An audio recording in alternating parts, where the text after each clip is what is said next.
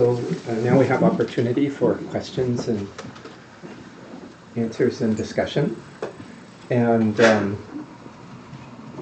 just to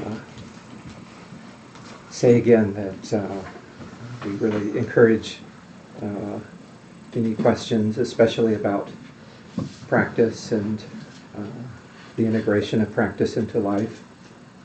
And particularly encourage questions that from people who are new. You might think, oh, that's obvious, I don't want to ask that, but turns out those questions seem to be the most important recurring questions that we get. So don't have any hesitation in asking a question that you think, oh, that's too basic. Yes, so.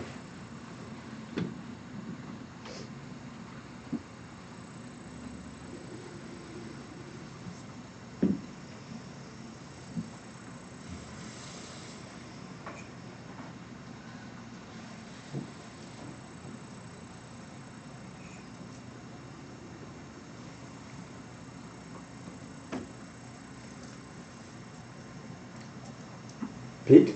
Yeah, so that podcast you were referring to, is that available somewhere? How would you? Yeah. That sounds interesting to review. Yeah, well, it's I subscribe through iTunes, and it's called Everyday Zen. And I encountered Norman. I went to I think it was called an end-of-life practitioner training program at the Metta Institute in the Bay Area. And the organizer, Frank Ostaseski, brings sort of an all-star lineup of kind of Buddhist and healing tradition teachers together. And Norman was one of them, and I was just kind of captivated by him. He's really an extraordinary Western Buddhist teacher. Was formerly the abbot of the San Francisco Zen Center, and but now kind of is abbot of this Everyday Zen Sangha, which is a virtual Sangha.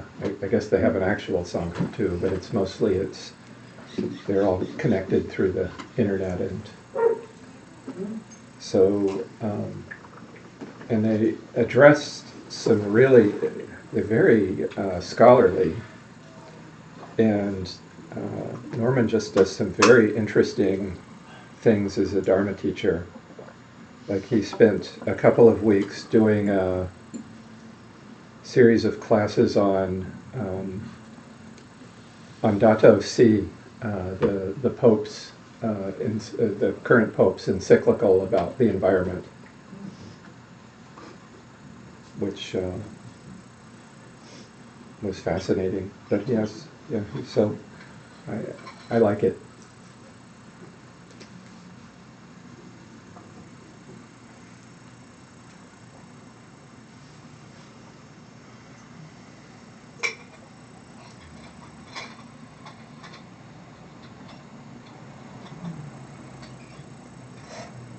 One of the things as an educator and also as a physician that I've cultivated is a very high degree of comfort with awkward silences.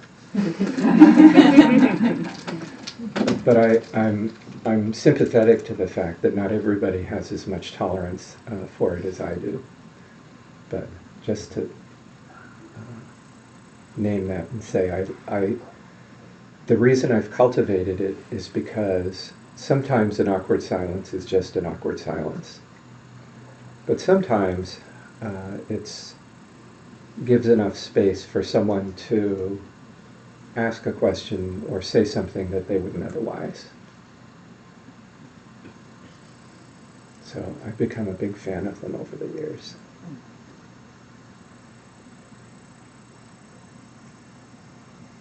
Yeah, Sally.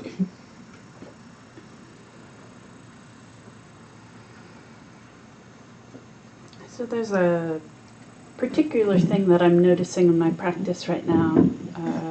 I'm just coming out of a very difficult time at my work, where we've been renovating a new building and having to deal with a lot of bureaucracy and an enormous number of obstacles, most of which logically seem absurd to me.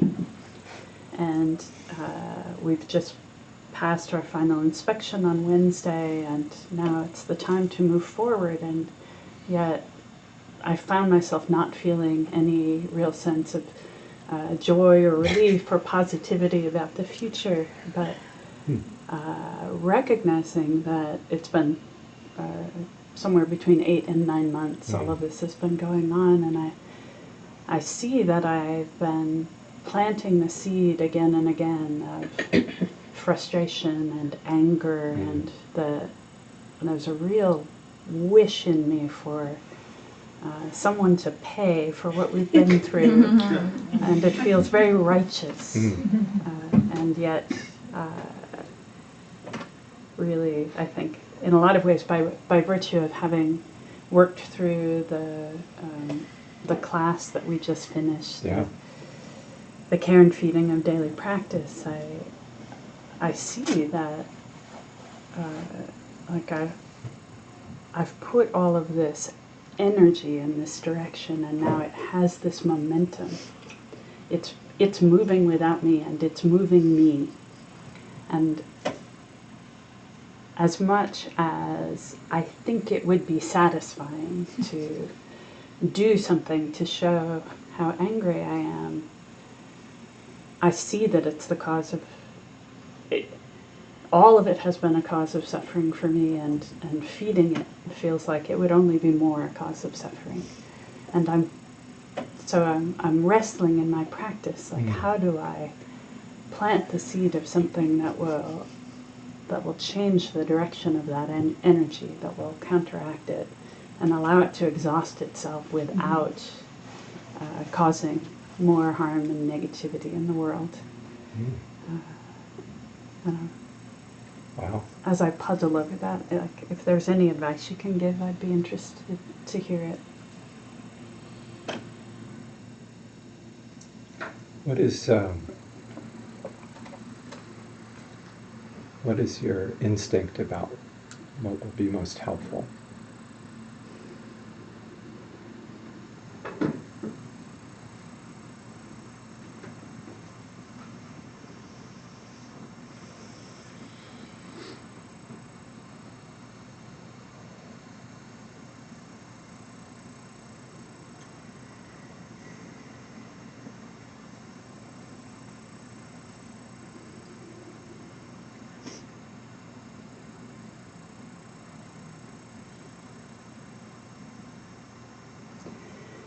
I'm not so clear. What I'd like is to be able to let go of it, to let go of the anger and not feel so compelled by it. But that's not, I'm not finding that so easy. One of the things I worked with quite a bit in the context of the class was this idea of rejoicing in virtue. Noticing when we plant the seed of something that will lead to something positive in the future, and stopping and taking joy in that instead of spending all of my time just judging how my practice is not as good or as perfect or as settled as I would like it to be. Well, that would be a very, that'd be a very Tibetan Buddhist approach. Would be to just set aside the anger and the resentment, and to plant positive seeds in your garden. We had a Tibetan physician came to give a talk on mental health at I think it was something sponsored by the Movement Center. And he likened mental health to a garden. And he said, rather than trying to pull out all the weeds, he said, just keep planting flowers until there's no space left for anything else. So it's definitely a counterintuitive approach, but it also avoids the risk of trying to deal directly with negative emotions, which is that when you wrestle with them, you can actually empower them and also create other circumstances that your language was perfect, that sort of spin out and cause more reactions. So perhaps in between, I think is the practice of compassion.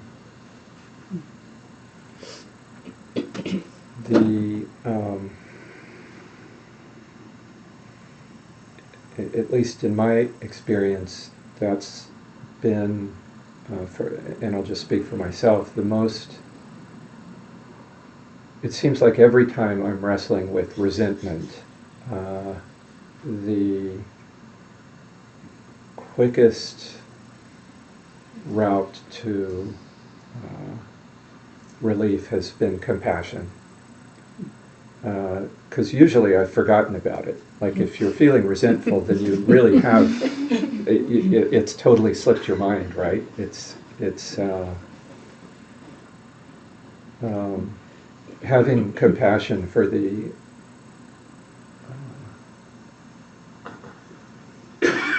other people involved, and yourself included, actually, is, well, it's I think impossible to hold both at the same time. So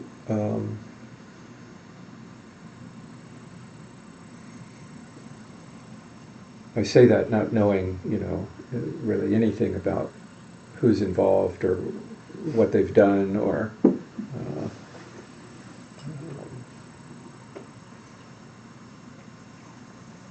so of course easy for me to say.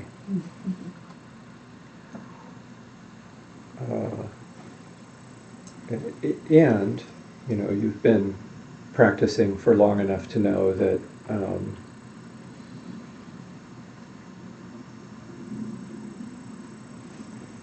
these very kind of obstacles are the universe's generous way of presenting you with exactly what you need to learn.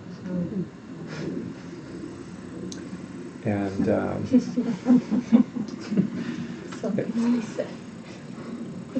and it's but they're opportunities, right? You don't have to feel obligated because the universe is very generous. If you don't take this opportunity, the wheel will turn and it'll come back in another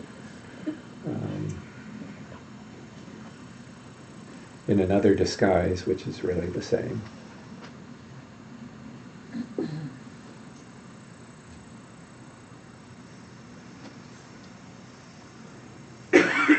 Because you can't really, the only piece that you can really own is your own piece of it. And that's really the only piece you can ever understand.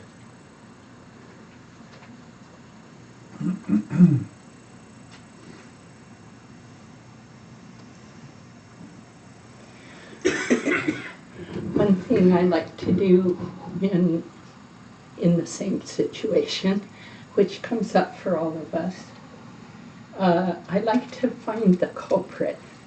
So you said someone should pay. And I agree. And then even just 5 minutes, find who that is. I mean, really find them. Who caused this? And it simply leads you very quickly into an incredible interdependent smush. You know, okay, it's President Trump. He should pay. He should. He's it. He's the culprit of every single thing. And then, who's that? As though he's first find him. You know, it's a kind of it's a deconstruction of the self kind of meditation. It doesn't have to go on a long time, but who is he? He's a changing set of aggregates every minute. Definitely changing every minute. We're really getting to see the impermanence there. But really, in the construct of work, who caused this suffering? And you end up with probably a few identifiable culprits, but then you have to go deeper. Who are they? What are they made up of? They're suffering beings. So they should pay, we should increase the suffering. So just those many thoughts, by the end of those, I'm like, oh yeah, this is crazy. And then the bubble can pop. So I think really, really find that culprit. Find the one. And then of course try and find the one who's angry. So you can just do something very short, and it leads us into, it is a letting go, because it's a recognition, it's a recognition of the emptiness, interdependence of everything. And then the second thing it leads me into is, I'm part of this whole shmush. Now, how did I get there? And Geshe Soka used to tease us. He would say, how am I here? I'm innocent. I'm innocent. How could this be? And he had this big, old, deep Tibetan voice, and he'd just make fun. Me, I'm innocent. How could I be in this? And hello. There's some causes and conditions going on there. Even we can't see them. Specifically, we can know, I'm part of this. So it's not me versus them. So those are the things I use, and it generally pops the bubble, at least somewhat. It might come back, but...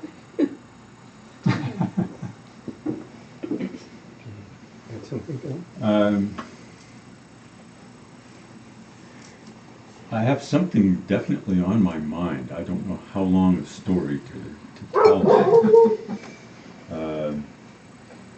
But it's,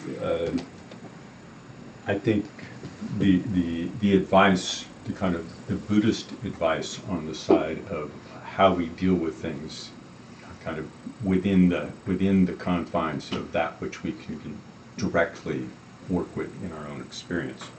These are the kinds of things, and there's more we could go into along those lines.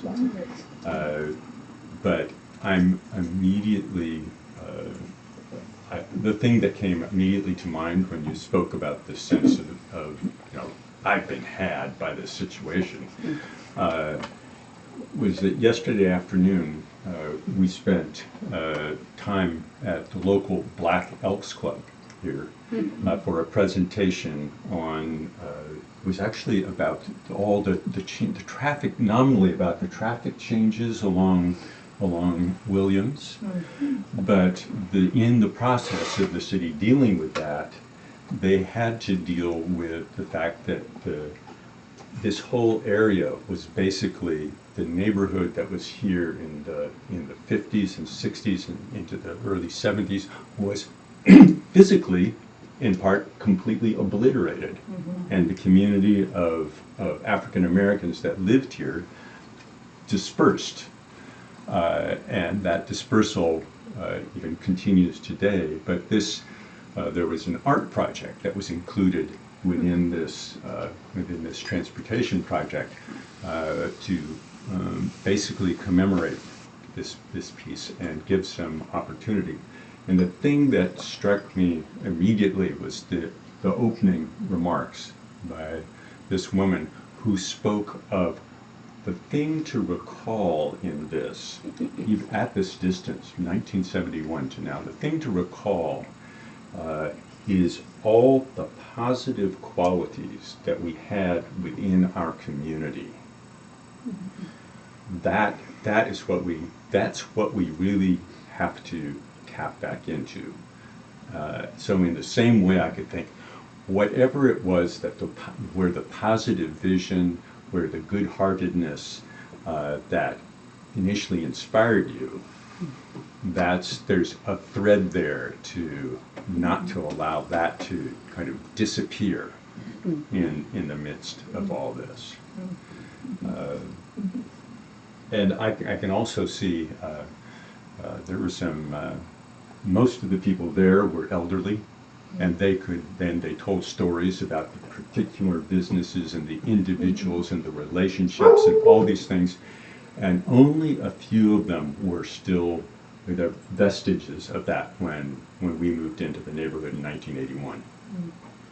There were just a few vestiges of that remaining, but they spoke of that, and they spoke of the qualities of the community, and it was very inspiring. But the piece that was also there was that the way it came about was really, really bad. And there was an element of maliciousness. There was an element of sort of ignorant and self-absorbed do-gooderism that kind of sort of ignored things. There were all kinds of things, but in the end, the result was bulldozers and community dispersed. So what we do, I was challenged then to jump out of just, well, it's all, how am I going to relate to it internally? And the message that they started with at the beginning was this: go back to the roots of the positive qualities, which is, in a certain sense, very similar to what we would say. But along the way, there are also the things that we have to do to engage in the circumstances we find ourselves in. And I can imagine that right now, you're not exactly feeling like, now my next 9 months will be dedicated solely to taking on the bureaucratic nuttiness and fixing the problem and showing everybody how it could be done better. You actually want to get on with your life and not be held hostage to that. And in the same way, people who were dispersed here also in feeling like, well, actually, we just had proof positive. They got the bulldozers and we didn't win. We lost. So how are we going to just kind of make it better? But it was a very potent experience being one of the few white people in the room. To just hear people talking amongst themselves about how it felt, what their perspective was. That was very, very powerful. But that piece of go back to the roots of what was positive. The shared values. Yes, She even started with a list of values that those qualities were based on. So Diane, and then you next. Lama Michael told me something which has been really, really helpful. And Lama Michael told me something which has been really, really helpful, and it kind of speaks to what Bill was saying, because I've been in this funk a lot longer than 8 or 9 months. And he said, right now, don't try to figure it out. Just make your practice aspiration prayers. As much as you can, all day long. Learn as many as you can by heart, and just do them all the time.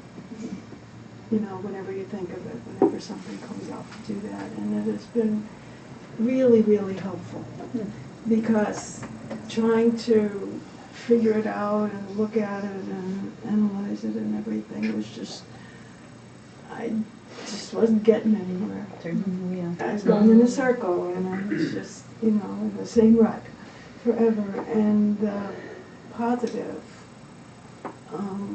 really, really is a way to start to lift yourself out of that. And,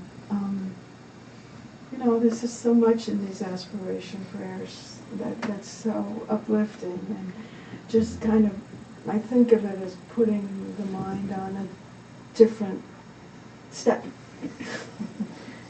Just getting out of that rut, going up to a higher level. So, Thank you, Diane. All right. You had the person over here. Yes. Yes, back to you. Yeah, I'm Sarah. Hi, Sarah.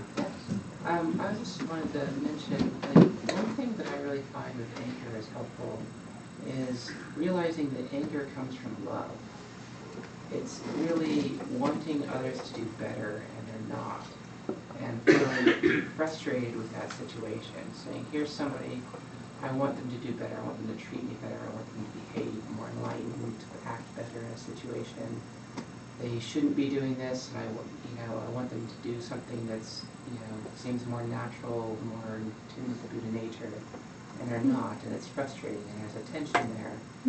And I find that it's helpful to look at that that's kind of where the root of the clinging lies, is saying, okay, well, here's reality, they're not doing this thing that I think they should be doing, and I'm sort of, on a sort of subtle level, saying, well, they need to be doing it this way, or they should be doing it this way. And I find it's helpful for me to let go of that, but that's not always so easy. And I think what it comes down to me a lot of times is I feel like, I feel a little helpless, like there's nothing I can do then, like what can I do? Because anger is very empowering. It makes you feel like you want to take an action, that you're sort of in charge and in control, and you have some sort of handle on the situation, and you're going to give them a piece of your mind. And so it's like, well, okay, if they're doing the best they can, what can you do? Because people are different spiritual ages. We don't know where they were. The previous life they could have been an animal, and in this life they're sitting there, just grasping with their passions and giving into whatever emotions they have. And so, if they're doing the best they can, what can you do? And I think kind of what Diane was saying is getting down. I find that if there's nothing I can do, I can offer them merit. I can get a stick of incense and light it and offer it. I can make a prayer. I can do a string of mala chanting and just offer it to them. And I find that that's like, once I kind of get out of that, I realize, okay, I want to do something. That's something that I can actually do. You can give them that. And I think it really helps. It doesn't just help oneself, but I kind of always feel like the merit goes where it's needed. Yeah, thank you. I'm going to try to summarize that a little bit for the streaming. I'm not going to do it justice, so I apologize in advance. But Sarah's comment was about the roots of anger often being in love, which she was saying it's you want the person to do better, but they're not. And then she talked a little bit about the helplessness that engenders, and anger as being a way of sort of combating that helplessness, which doesn't seem to work as well. And she proposed an alternative, which was trying to offer as much merit as she could to the person, which seemed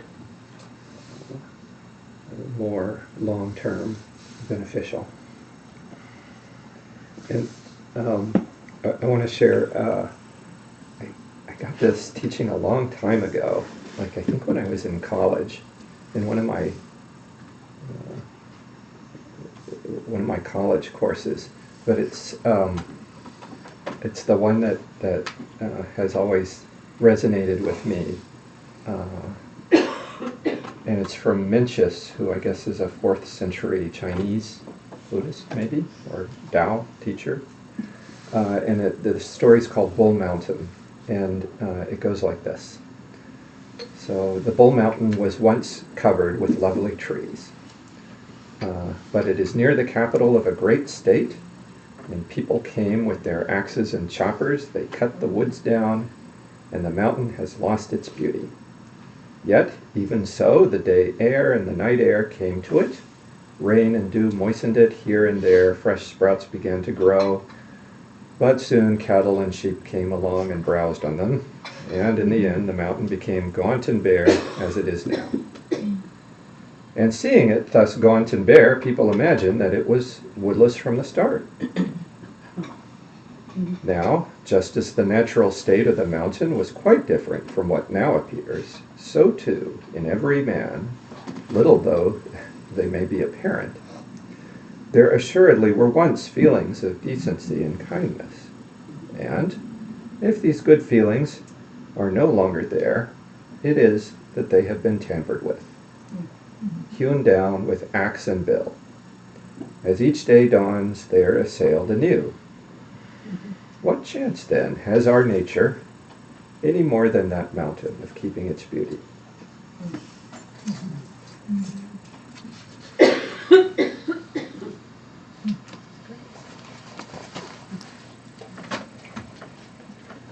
Peter. I know that you're extraordinarily busy, and yet, as you share, it seems apparent that you spend time with the podcast that you were talking with and so on. And it makes me curious about, in your extraordinarily busy life, how much time you find to practice.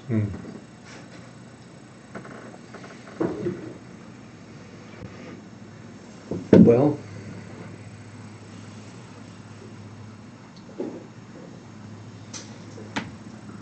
I think that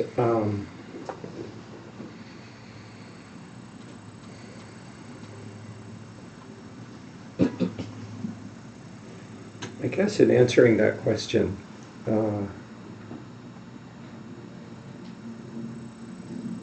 I think that for my whole time as a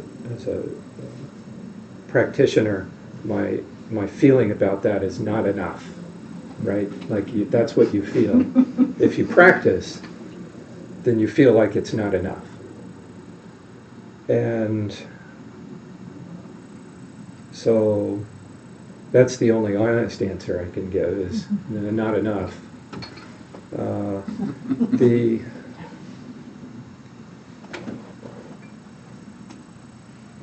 I will say that over time, I've become less rigid about what I'm willing to count.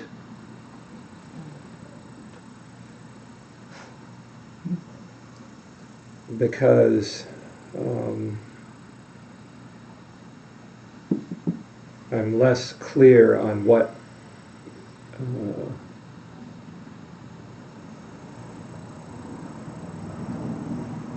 the definition of practice really is. And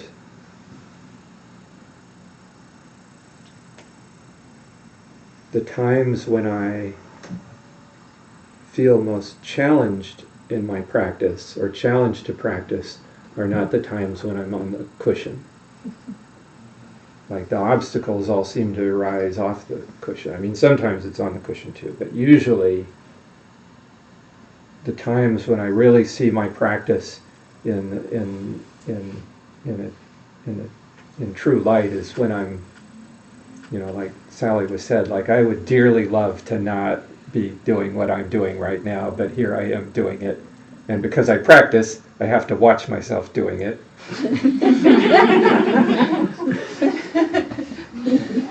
And think I should be doing something better, but here it is again.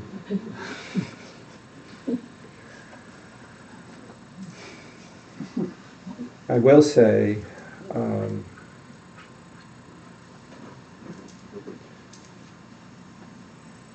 I think it's so important to have encouragement on this path. And so I'm faithful about meeting with my teacher regularly. I try to do some formal sitting practice every day if I can. If I can't. I've reached the point where if I miss a day, I don't fall to pieces. I just keep doing it because, frankly, I have to. I feel terrible if I don't. So,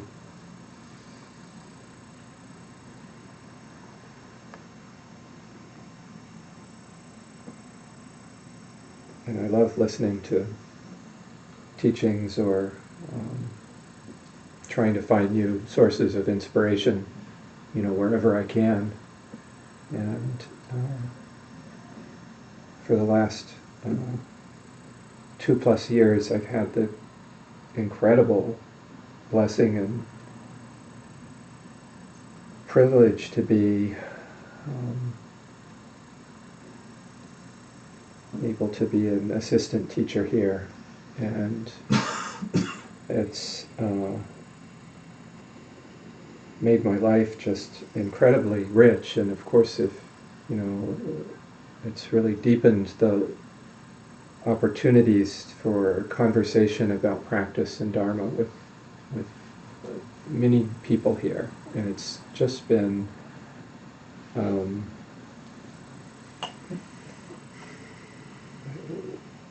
a totally unexpected blessing. I just, I can't.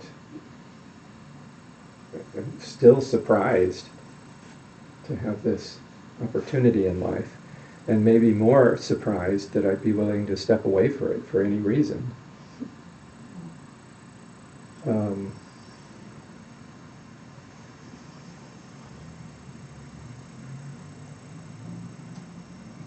So, I'm not sure I answered the question, but I think that for me the best things in my life are practice, and I almost deliberately make my life hard so that it forces me to practice, because I know that's the best thing.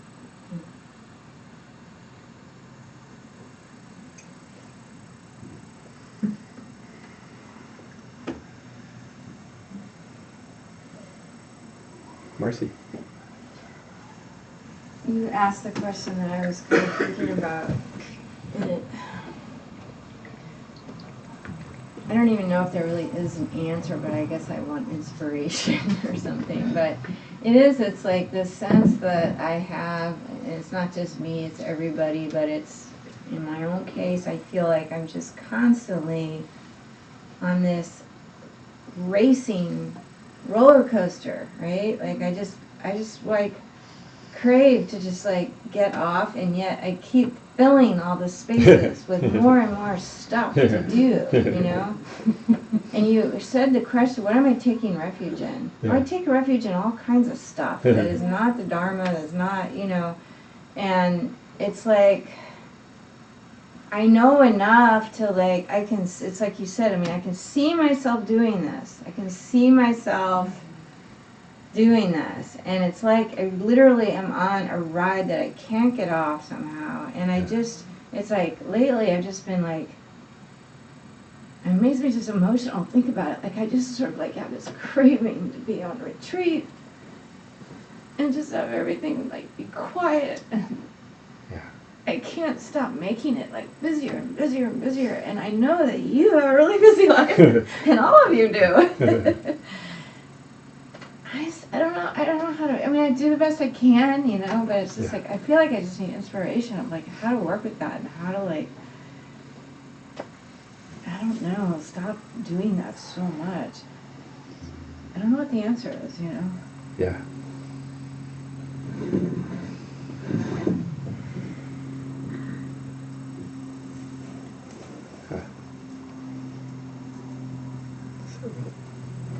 I'm not sure if this is the right thing. The thing that popped into my head was the comedian Bill Hicks has this thing. It's just a ride. Bill Hicks is this extraordinary, really kind of progressive, fairly obnoxious comedian. who like was just a totally unapologetic smoker, and who then got lung cancer and then died of it. And after he was diagnosed with lung cancer, his comedy routine changed, and he had this kind of amazing bit. And I think the title of it was "It's Just a Ride." This is just a ride. And it was extraordinary to hear him talk about it.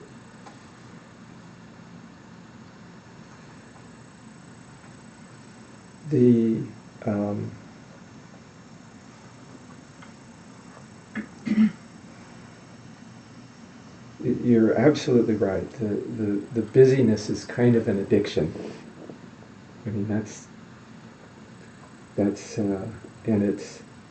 it's identified even in our in the Chinrezi sadhana as the affliction of the human realm. Frustration and excess activity. Yeah. So, the intervening 1,200 years haven't clarified that for us as a culture.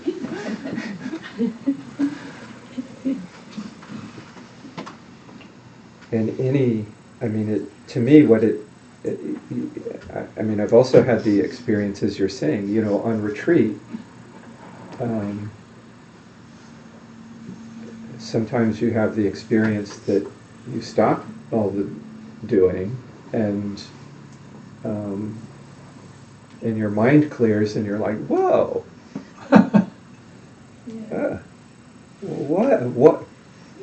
what's that?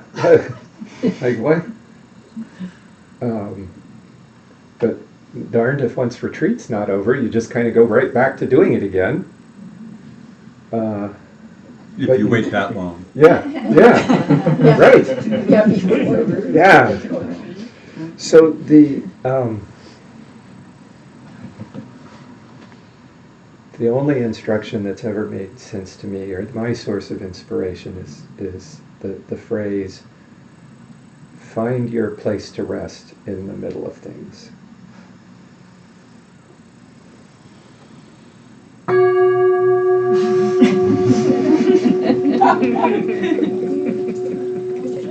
There it is. There it is. That's my answer, and I'm sticking to it. Or letting it go. Yeah. Thanks, Marcy.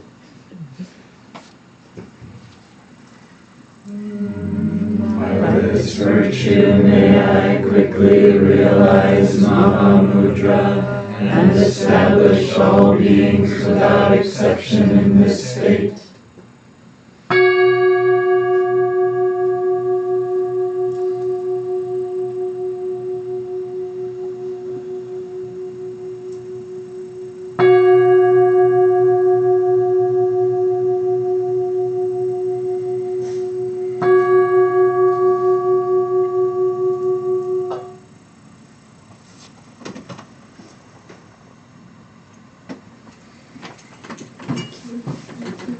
Thanks, everyone.